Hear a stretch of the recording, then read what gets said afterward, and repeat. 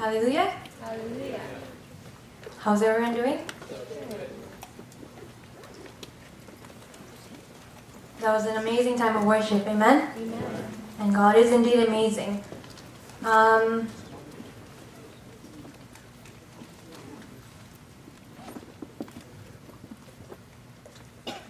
guys, so I'm going to start the message today. I'm going to ask you guys to turn to James chapter 1, verse 12. And I'm going to have someone read that out loud.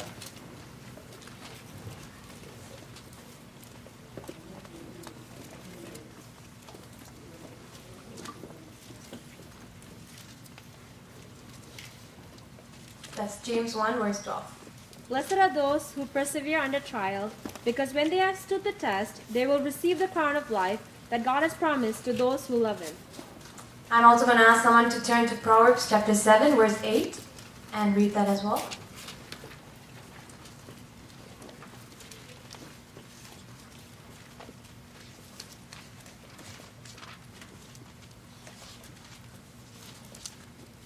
We were going down the street near her corner, walking along in the direction of her house.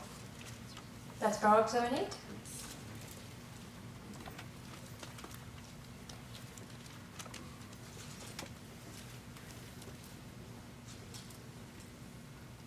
Alright, no, my no worries. It's okay, guys. Alright, so anyways, let's look to the first verse. As you guys can see, that verse is basically talking about patience. Alright, and it's talking about going through something and having the patience to go through it. Alright, so we see that a patient man is actually a blessed man, as it said in James 1:12. It said, blessed is the man who, stands through the trials with patience. Alright, it is the patient man who ends up receiving the crown. Now, we've often heard messages on patience and, what we should do, how we should wait patiently and all of that. Today, we're actually going to take a look at the impatient side of things. So we're going to take a look at what happens when we follow a journey of impatience. And we are going to see how a journey of impatience is not one that we should try and follow. Instead, we should keep with the journey of patience. Alright, so to start, let's talk about what is impatience. I want you guys to just turn to the person beside you or behind you or in front of you and just give them what you think patience is. What do you guys think patience is? Just give them a little idea of what you think. Sorry, impatience, not patience.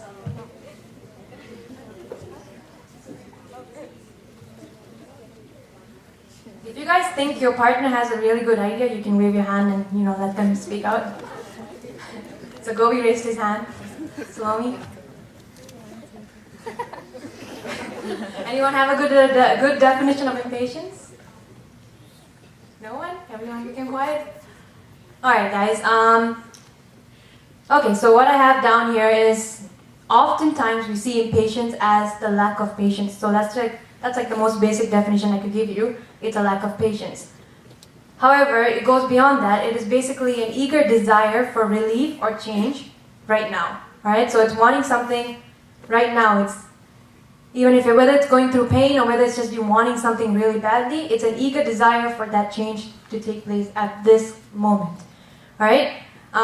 We can see impatience happening in small everyday situations, such as, just when you're going to work or to school and you're stuck in traffic, you could see impatient people there. You could see impatient people in small situations such as waiting for food, alright? When you order something and you're waiting for your food to come.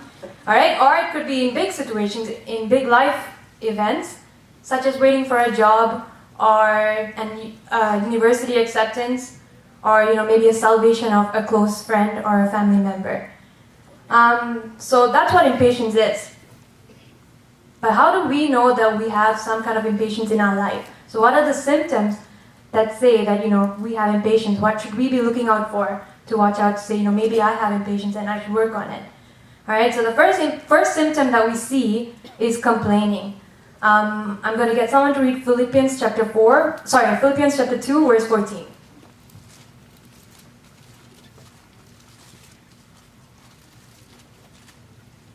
Do everything without complaining or arguing. Alright, so the Bible basically clearly says, do everything without complaining or arguing. Alright, complaining is not something that God wants us to constantly do. However, when impatience enters into our lives, it's something that could easily take place in our lives, it just becomes natural for us to start to complain. We see this in the life of the Israelites. We see how, their big journey through the wilderness, and they were very impatient to reach the promised land. And so we see many instances where they were complaining. And so we're going to read Numbers chapter 11, verse 1 to see one such instance. So Numbers 11, verse 1.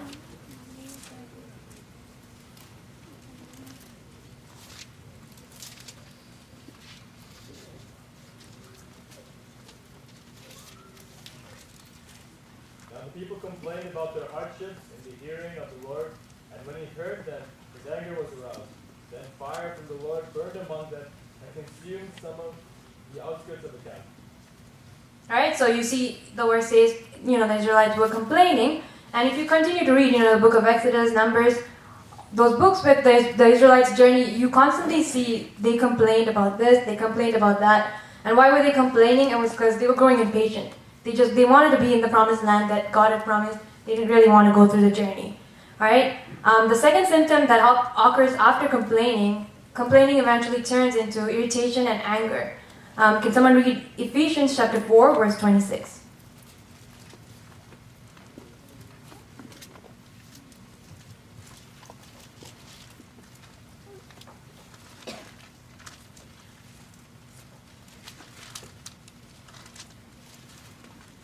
In your anger, do not sin.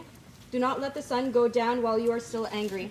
Alright, so here we see in this verse that anger is an emotion that everyone faces. But, if we build up this anger because of impatience and we just keep holding on to that, eventually it's going to lead us to sin. Alright? And we also see that the complaining of the Israelites, it caused them to get more irritated and angry easily at God and at Moses, their leader.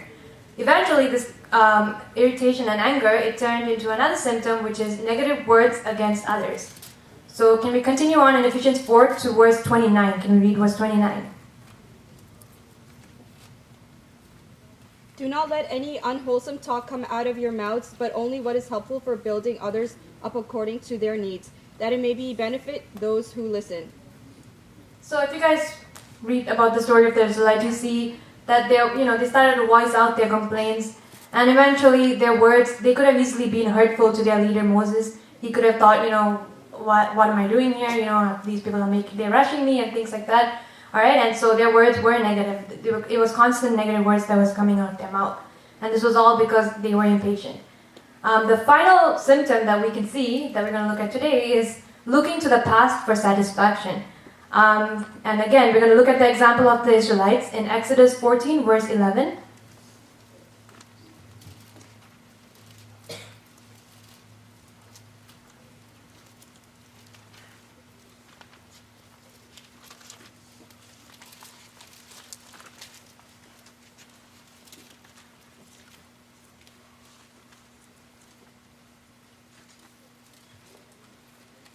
They said to Moses, "Was it because there were no graves in Egypt that you brought us out to the desert to die?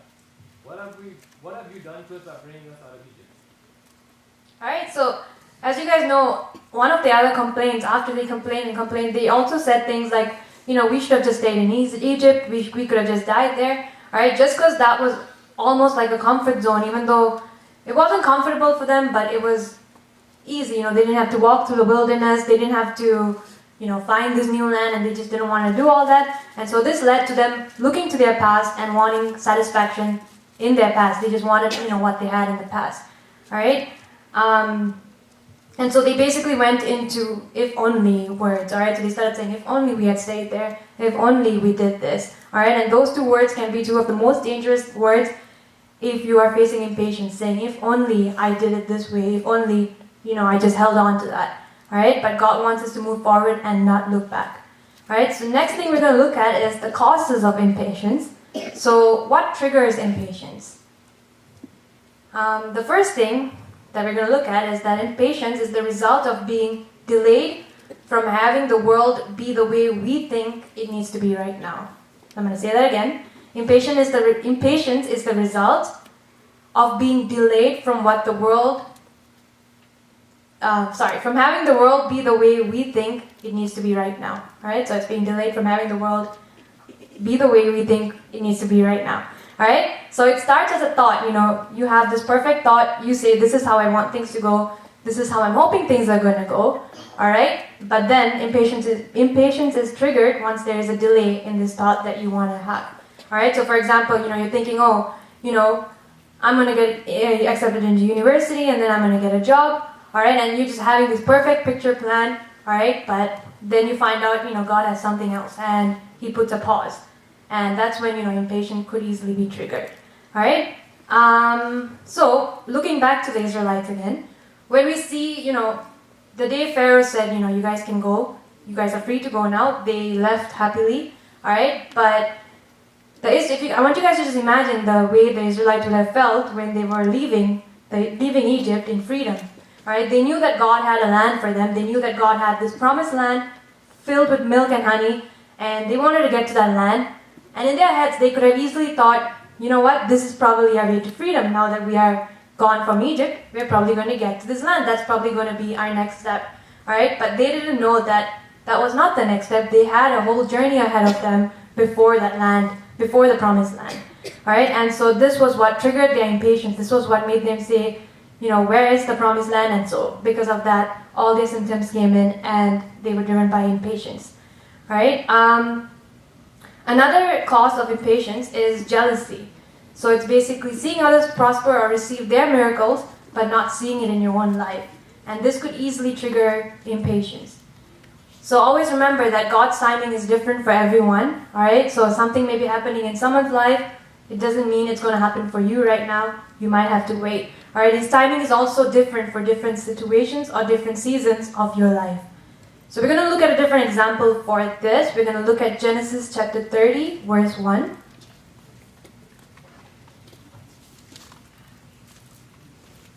It's a well-known story that you guys all know. Someone read it.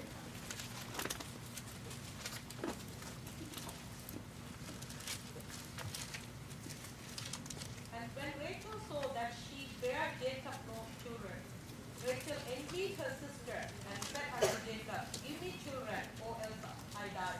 Alright, so here we see, just because Leah was having children and Rachel wasn't having children, she got jealous and this caused impatience in her. She wanted children now. She didn't care what time God had for her. She just wanted her children now. Alright, so this jealousy that she had, it triggered impatience and now she was automatically irritated and she was going through her own impatience. However, she didn't see that God had his timing. Alright, God had, her special sons to be born, which were Joseph and Reuben. He had a special plan behind all of that and she didn't see God's timing. Alright, the next thing we're going to look at is the results of impatience. So where does this journey of impatience lead? The first thing we're going to see for results is it could lead you to a different road. So something that God doesn't have for you, a different road, a different path from what God has planned. So impatience, we're going to look at Genesis chapter 16, verse 1 to 2 to see an example. Again, it's a well-known example, but we will read chapter 16, verse 1 and 2.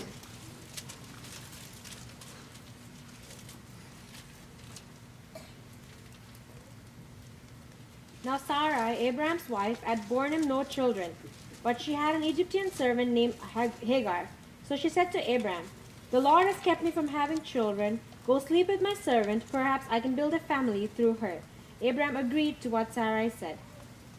Alright, so here we see, again, because of impatience, because they couldn't wait any longer for the prophecy, they started to do things their own way. Alright, Abraham and Sarah decided to take things in their own hands. They thought, maybe we heard God wrong. Maybe this is how it's supposed to happen. And so they decided to take a different path. Alright, but as you all know, that led to the birth of Ishmael. Alright, and God's promised son was Isaac. So this different road, this whole, their path from the normal path to the different road, it basically started with them just having doubts. Alright, so as they're waiting, they were just doubting God. They begin to doubt their own patience. They begin to think, am I waiting for the right reasons? Am I really supposed to be waiting this long? And then they started to believe, that, maybe they're doing something wrong. All right, and that you might face that in your own life. Maybe you're doubting your own patience, thinking, hey, God promised this, but why hasn't it happened yet? Maybe I'm waiting too long. Maybe it's not supposed to happen like that. And then maybe you might start to believe that you're doing something wrong, that maybe you should be doing something differently. All right, and this is the way we end up going on to a different road, which, God originally promised the first road. Alright? So no matter what, someone may have prophesied over you or whatever God has originally told you, don't stop believing in that plan just because time has passed and it hasn't happened yet. God always has His timings for it.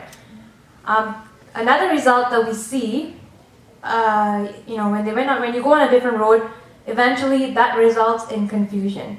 So let's read 1 Corinthians chapter 14, verse 33.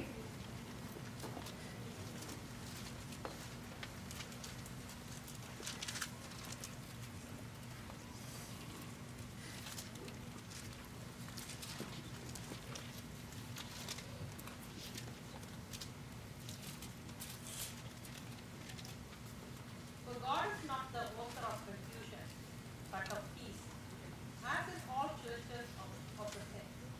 Alright, so here it clearly says He's not the author of confusion. So if you're feeling confused about something because you are confused about which path to take or what you should be doing, alright, maybe you should take a pause and think, which road does God want me to be in? Am I trying to move too quickly? Am I going on the different road? Because God is not the author of confusion. When He wants you to do something, He will always give you peace about it, and He will never make you feel confused about it. Another result, which comes out of impatience, is settling for less than what God has for you. God always has the best for each one of us here. He has the best plan for you. He has something planned, and He knows better than you could ever imagine. And when we try to do things our own way, when we work with impatience, we end up settling for less than what God has for us. And this leads to a compromised life. It's not something that God wants us to live. He wants us to live the best life that He can give us. Settling for less could mean settling for something that's easy and comfortable at the moment, something that's, right now here for you. Alright? But sometimes God just wants us to wait. He wants us to wait and build that steadfastness that He wants us to have. The final result that the journey of impatience leads to is giving up, and giving up is usually the worst state that you could be in after a journey of impatience. Alright, so this could be giving up in praying for something or someone, or giving up in praying for a situation to change, or even completely just stop believing in what God has promised. Alright, this is all the state of a given up person. So we're going to read John chapter 5, verse 5 to 7. To see an example.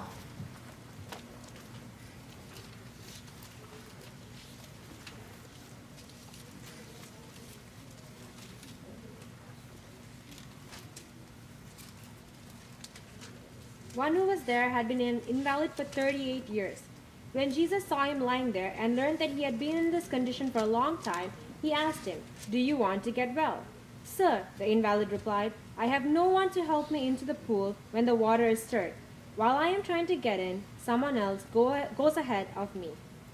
Alright, so in this story we see a man who was sick for 38 years. Alright, so he has pretty much had his time for wanting the healing, and I'm sure none of us want to wait 38 years for something you're waiting for. Alright, but this man, 38 years, alright, and I imagine that once upon a time there was probably a man who was motivated. Maybe first when he got sick he was probably a little discouraged. But eventually he probably thought, hey, I can get myself in this pool. I can do something about it. But, a few times of trying and him not getting well, he probably started to complain soon and, speak negative words like the same thing he told to Jesus, saying, I have no one to put me in this pool. I can never make it. And so his journey was lengthened just because of his, he just slowly started to give up, and eventually he just didn't want to try anymore. Alright, and so his journey basically led him to giving up. Alright, so if you're in a state of giving up, even if it's in prayer or anything, I always remember this one acronym that always helps me. Alright, I don't know if you guys have heard it before. It's the acronym PUSH, which stands for Pray Until Something Happens.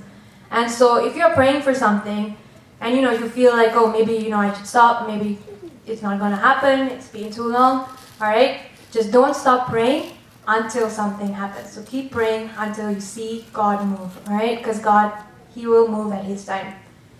So what is the cure for impatience? Does anyone know the cure for impatience? Anyone want to guess? No? Alright, the cure is actually very simple. As simple as it may sound, it's patience. Alright? We cancel impatience with patience. Alright, but you may be wondering, how is that possible if I'm an impatient person? How is that possible if I just can't be patient? It's just not who I am. All right, we're going to take a look at Galatians chapter 5, verse 22 and 23.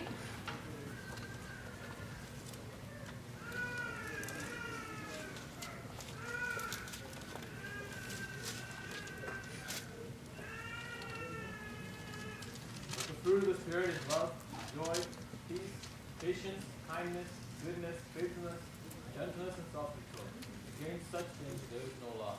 Alright, so patience, it's a part of the fruit of the Spirit. If you have been born of the Spirit, everyone who has been born again has this fruit in them. Alright, so you can't say, I don't have patience in me. It's something that's in you. It's a fruit in you, and you just have to let it grow. Alright, so turn to the person beside you and say, you have patience. And now declare it out for yourself, I have patience. Amen? Alright, so we all have patience in this place. Alright, even if you feel, I'm just not a patient person, you can't say that because God has put patience in you. It's part of the fruit of the Spirit. It's in each one of us.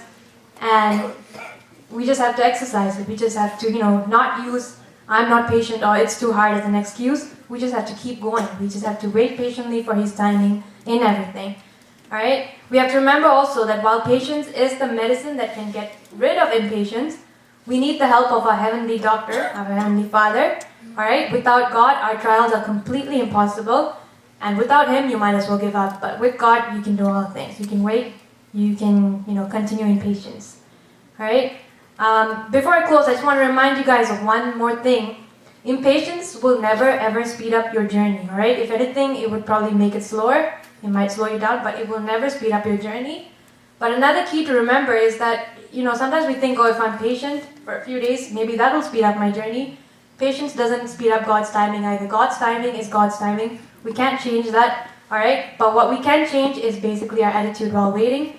It's how we respond to our time of waiting, alright? I'll give you guys an example, like if you are maybe in a traffic jam or you're stuck in a traffic jam, alright? You can choose to, get angry and get irritated at the cars in front of you that they're going slow, or you can choose to, stay calm. But no matter how you choose to be, that traffic jam, it's going to clear at its own time. You can't clear it faster, you can't do anything, alright? But, maybe you can have a more pleasant day if you, stay calm, respond calmly. It's not just a traffic jam, any situation you go through, you can always, change the way you react to it. Alright, so I'm going to ask everyone to stand to their feet. I'm going to ask Johnny to come up. And as we stand, we're just going to, just examine your life for a while. Just think of any areas of impatience you may have, whether it's complaining, whether you feel like you get angry easily or you have negative words. Or, right now if I tell you guys, everyone is waiting for something. You know what you are waiting for. You and God, it's between you and God. You guys know, I'm waiting for this. This is what I need in my life right now. This is where I need God to move. Alright? And remember, you have the patience for it. No matter what it may be, you have the patience to wait. You can keep waiting.